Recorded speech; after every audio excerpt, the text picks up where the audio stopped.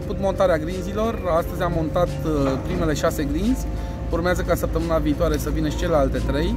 Se vor monta pe toate cele 3 deschidere câte 3 grinzi.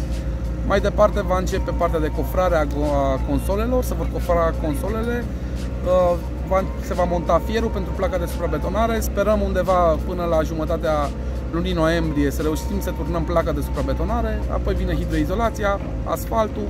Sperăm, ne dorim de fapt ca până undeva în jurul datei de 5-6 decembrie să reușim să dăm în trafic acest pasaj.